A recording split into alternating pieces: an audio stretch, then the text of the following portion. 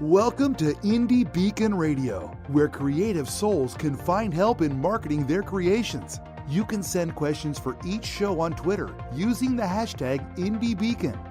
Now sit back and enjoy learning about our guest for this show. And welcome to today's special show. We are going to be talking about a new program that's been around for a little bit that helps authors get into hotels. And to talk about that, we have Lorie, and I'm going to probably say the name wrong. I'm really bad with names, and I do apologize. Is it Marrero?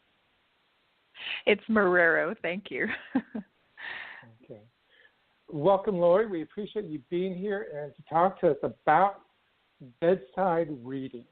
So why don't we just start off right off the bat with what is bedside reading?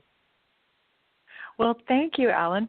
Bedside Reading is a company that places books at the bedside in luxury hotels. So we are having lots of fun. We have wonderful hotel partners like the Mandarin Oriental in New York. We have the Waldorf Astoria in Beverly Hills and several other hotels that you would definitely know about. We are having a blast with working with major publishers, but also with indie authors, and we love championing the indie author. And that's great that you have books in those type of hotels. One, because those are the people that generally will read more and also will purchase more. They have more money to spend because they're staying at those type of hotels. So that's a good win for everybody in that respect. But in order for the books to get to those locations, they have to go through a process. So tell me a little bit about the process. Yes, well, an author can apply on our website at bedsidereading.com, and our team first vets the book, and we're looking for a book with some reviews and some quality around the design of the cover and, the general things that you look for in a book that you'd want to read. And as soon as our team approves the book, we send that to the appropriate hotel partner. So we pair books kind of like pairing food and wine. Different hotels want different types of books. In general, though, we're looking for really great fiction, thrillers, even romance novels, and all kinds of fiction. And then we're looking for business a lot of times. So we have the Conrad Hotel in New York, and they're on Wall Street, so they like business books. And then we have the Mandarin in D.C., and they might enjoy a book that has a little bit of historical slant to it or slightly political. We just can't take books that are overly political or controversial, very religious, very erotic, or with excessive violence, or any kind of cover that's inappropriate. But in general, we can usually find a good pairing with most books. That must be a challenge in itself, doing that pairing. One, you're probably getting a lot of books in. So when you get a book in and you're going through the different review aspects, I assume that you're setting it up for what hotels you might think would be a good fit, or do you classify it differently? How does that work? Yeah, we're just looking at what we know about our hotel partner. So we have, the Aquilina Resort in Florida, and we know that a lot of people there are really vacationing. So they want some great, beach reading, that kind of thing.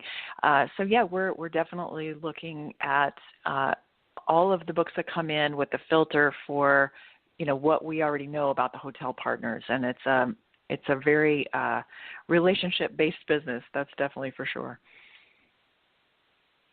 And how long have you been working on this program? And to be clear, you're not the owner, but you've been involved with this aspect for a while now. Yeah, so I am business partners with the founder, Jane Ubell-Meyer, and Jane has a history from 16 years back of doing celebrity gift bags for big events like the Grammys and the Emmys, and doing celebrity lounges and having companies sponsor whatever they'd like to put in those gift bags for the access that provided to the celebrities. So she was placing books all through that time as well. And then in the last year, she decided, I really just want to focus on the books. So her company was called Madison and Mulholland, and a nod, obviously, to the East and West Coast. And now she just rebranded a year ago to Bedside Reading, and we just focus exclusively on the book placements. And I just joined her really a couple of months ago, but I come from a similar background of doing partnerships with big brands, and I just did it in a different way than Jane. But we're a perfect blend because I'm a Wall Street Journal best-selling author, and it's been really fun for me to bring that author perspective into the business. So how do you bring that author perspective in? Because, I mean, this is a very unique aspect. So how do you bring that part to it? Well, we are on the phone with authors a lot. So I enjoy talking to them about what they're doing to market their books. And, I really love to just look at the whole picture of what the author's doing. I like to hear what their plans are in the future. If they're a fiction author, do they want to write a big, long series, or are they going to skip around to different kinds of books? Or do they want the same characters to grow and build a following around people who love those characters? What is their social media following like now, and what would they like it to be? And, we really are partnering with the authors to be an innovative piece of their book marketing. So I have had a lot of experience that with my own books and my own 17-year career. I was actually a nonfiction author. I was a home organization expert for all that time, and I was able to do a lot of partnerships with big brands in that space. So it's just super fun for me to have that perspective and bring it into not only the daily calls with the authors, but our business strategy as well. And to the business strategy, from what I understand, you have the one aspect of getting the books into the hotels, but you also have other aspects that you help with, as you briefly mentioned. Give us a little bit more information about those other aspects. Yeah, so, we charge a placement fee, and that primarily is for the placement in the hotels, but we have this big bonus that comes with that, and those are the media partners that we have garnered. So we have a partnership with several different magazines that will do giveaways of our groupings of selections for the month, and those magazines will put us in either print and or online. And then when people register to win the giveaways, they are shown a registration form online where there is a live link to purchase the book that's given right next to the form. So it's really great because we end up, on average with millions of media impressions every month for our authors, as well as a hotel placement. So we kind of make it a game. Jane and I really just love to add extra value wherever we can. And every month we make it a game to see how many more media impressions we can get for our authors. And if I understood correctly, you can actually kind of separate those out, getting the books into the hotels versus the other services, so that authors can choose what kind of packages they want. Is that correct? Actually not. No, we just have the fee for the hotel placement, and then we do occasionally do a non-media package, but that's kind of a rarity. Typically, we just focus on providing as much value as we can to the authors with the placement and including that media. Do you have authors that started off with one book and have had multiple books placed in there? Yes, we do, and we definitely have publishers that work with us over and over again, and sometimes publishers will place an author's book for 3 months, not just one. The placement that we do is usually by month per property. But yeah, they have told us, actually we just went to Book Expo in New York, and we were walking around talking, of course, to the publishers, and we have relationships with many of them already, and some of them told us, you are a part of our bestseller strategy now, which made us really happy. So that's, it's becoming quite the go-to thing.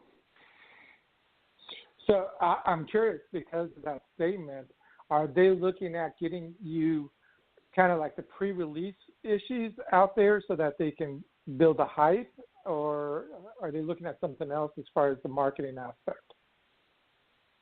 Yeah, we actually do sometimes place galley copies, or as they're known in the industry, ARCs, advanced reader copies.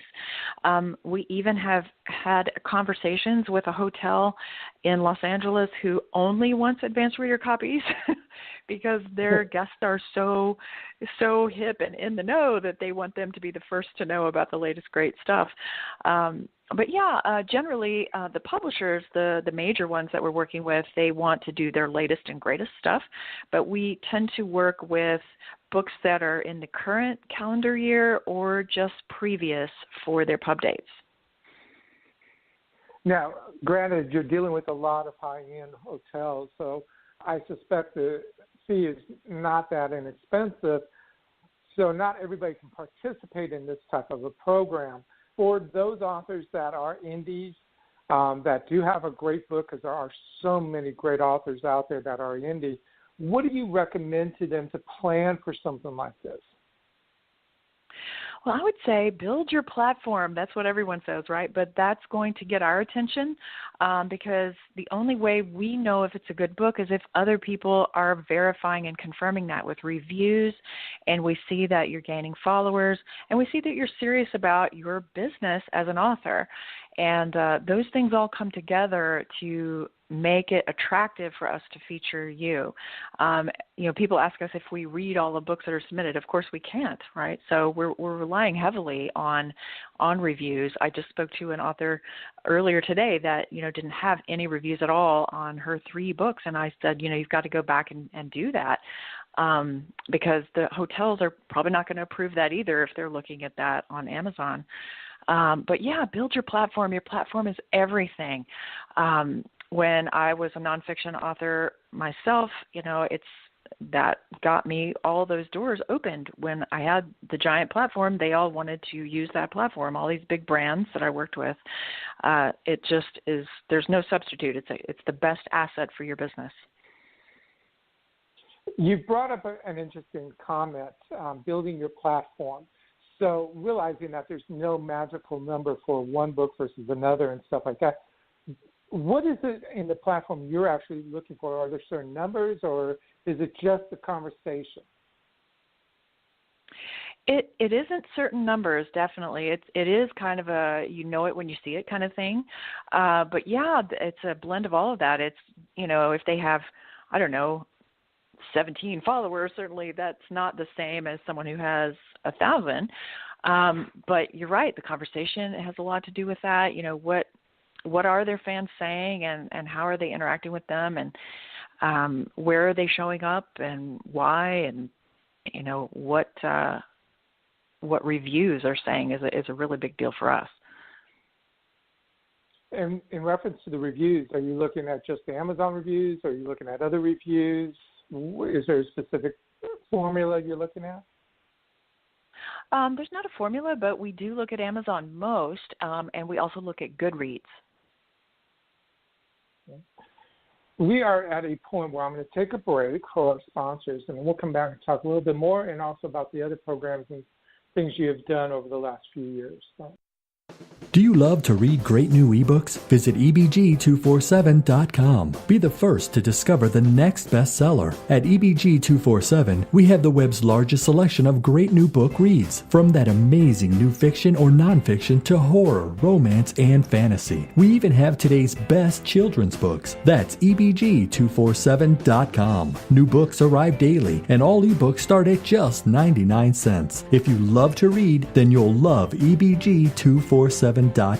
Low prices, large selection, and an easy-to-use website. It's all only at ebg247.com.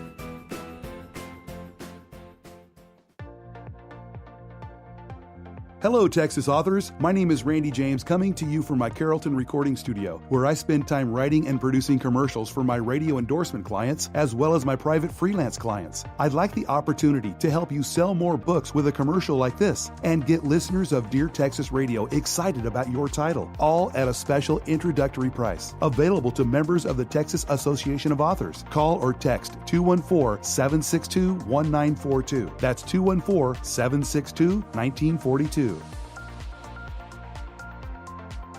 Texas Authors is proud to be a supporter of IndieBeacon.com, a website that supports indie authors from around the world. If you are looking for help with marketing or getting published, IndieBeacon.com can assist you. Years of experience by the founder is available to any indie author looking for help. indiebeacon.com, a place for creative souls to find help in marketing their creations.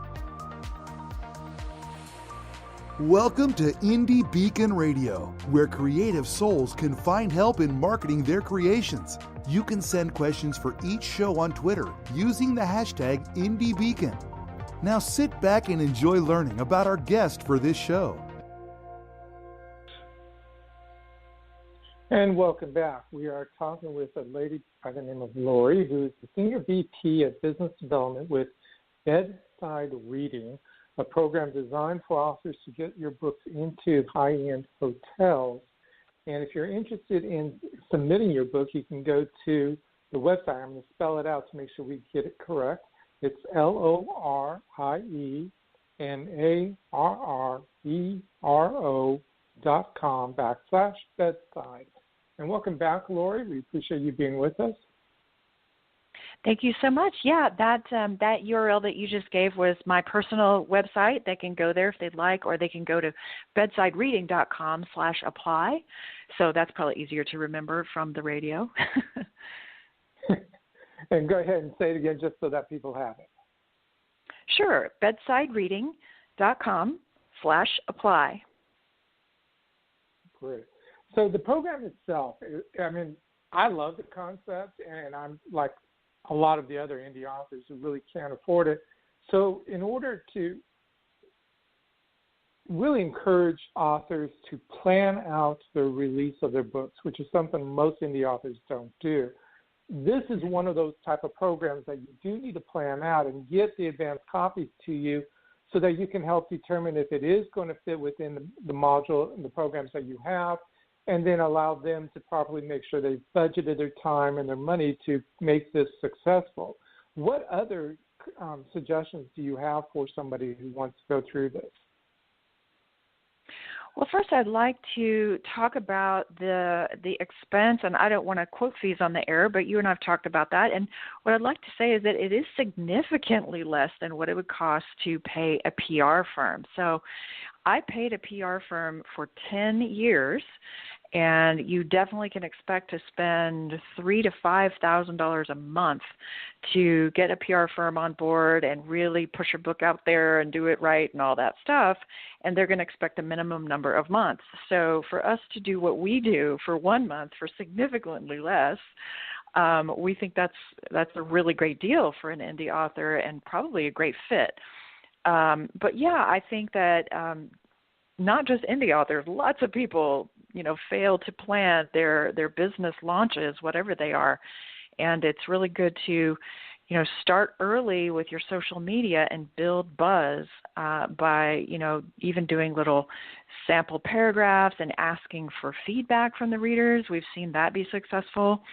Having the readers feel like they're a part of the book being developed. I've seen authors, provide a sample of a chapter even and say, did you feel like this was accomplished or that was accomplished? Or I was trying to create this sense of this character. Did that come across? And, the fans really love that. And I want to reiterate exactly what you said about the PR firms, because one thing they will say is we don't guarantee anything. We do our best, but we can't guarantee that you're going to sell books. Right. While even you guys do not guarantee the books will be sold, at least if you have been processed and you have been approved and you are in the hotel, at least your chances of getting readers is far greater at a lower cost. And that in itself is well worth it. So I have to really commend you guys for doing that legwork and getting that done. Thank you so much. Well, what else we tell people is, being placed in our program can be so much more effective if you leverage the placement. So one of the things that I learned in my career is that, I could get in all of these media, all of these magazines and newspapers and all that, but if no one ever knew about it, then it really didn't do me any good. The person doesn't have to read the article about me in the Washington Post or whatever. If I tell them, hey, as seen in the Washington Post, that gives me a Girl Scout badge on my sash, if you will, that credibility badge that gives you goes a long way in your sales and everything that you're trying to do when people are looking for that trust. So, when the Mandarin Oriental New York, takes a picture of your book on the bedside and, puts it out on their Instagram or something, then, hey, author, repost that and retweet things and whatnot, because it's the leverage, it's the, the positioning of putting your brand next to these luxury brands that's really a lot of the value we provide. And that's so true. I hope people heard that. If not, replay that statement, because being associated with those type of brands or any brand that is promoting you, that gives you credibility, is so critical, and definitely want to take advantage of that. Too many people have let those things go by, and when they try to go back and use it, it's too late. They've already lost the opportunity. So that was definitely a great statement. I appreciate you sharing that. Excuse me. You come from an interesting background, and we're going to only touch upon this lightly because you pretty much have gone out of the industry, but you were dealing with a certain type of industry. I'm going to say home and lifestyle expertise. You had 2 books that were related to that. What made you get into that type of industry and write those books? Yeah, I mean, it's fun to talk about it. It's a home organization was my niche, and my book was called The Clutter Diet. I mean, it's still available on Kindle now, but I got into that industry in the year 2000 when I was, just feeling like that was an interesting field to go into. And I had started here in Austin and San Antonio with a team in person, and we would go into homes and businesses and hands-on do organizing projects of various sizes. And then I realized that everything's kind of going online, and I created a membership site for people to get organizing help online. And the media loved it. And the book came out right about that time, and we just had this great, wonderful ride for a long time. My membership site was up for 10 years. But yeah, I got into it just being interested in that and knowing that I could do a good job for people. And like many people who are nonfiction authors, they take their expertise and they turn it into content and products and offerings. And I did a good job of that, and it was a lot of fun. But I was ready to shift and reinvent and transition. And as I say many times, I just didn't want to talk about closets for one more day. Well, after a long time of doing that, I can understand that. So now you're talking about bedside reading. So that's a good thing for a lot of people, especially since reading has declined over the years. We want to encourage people to definitely read more. Even if they fall asleep reading, that's okay. At least they're reading, right? That's right. We're so pleased because a lot of times the only choice for someone in a hotel room is the Gideon Bible that's placed in the drawer. And nothing wrong with that, but, that's probably not the thriller that you were looking for to pass the time. So now we're giving people these more options. By the way, people ask us all the time, and we should clarify this, the books are free to the guests. So it's not a minibar charge or anything like that. In fact, we request that our hotel partners put a tinted card on top of the books so that they will be very clear that, hey, these are complimentary. Please take them home, so that the books will, get picked up and looked at. But yeah, it's so wonderful for me as a book lover to know that we're getting more physical books into the hands of people that can influence. And that's a key aspect for a lot of people, is getting those books into people who can influence. And that is a definite major plus for that option there. You are in high-end hotels, not all of them, but a lot of them. And what is the goal over the next couple of years as far as increasing the number of hotels or anything of that nature? Yes, we have kind of infinite growth, really, if you think about it. It's we have many, many hotels to still get into. In fact, we have a waiting list of hotels because the issue is not finding hotels at all. The issue is finding enough great books to put in them. So as long as we have books, we can keep adding hotels. 2 questions. One, there's over 1 million authors in the United States. So if they're listening or if they find out about it, definitely check out the program. But 2, as far as Texas goes, is there any particular books or hotels that you have currently on your list? We don't have any Texas hotels right now, much to my dismay, because I'm a native Texan and I would love to, have some right in our backyard. But right now we're mostly on the coast. So we're in New York, D.C., L.A., and Florida, and in the Hamptons.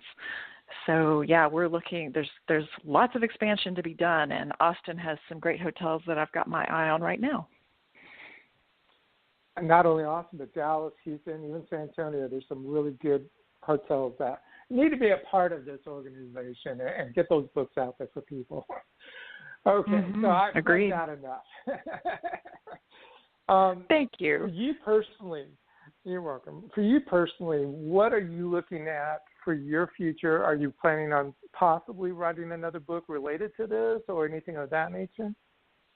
I really have toyed with that.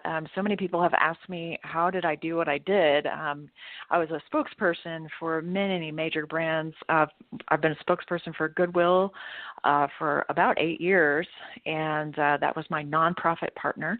Obviously, telling people how to organize their closets, they're going to end up with that proverbial Goodwill pile.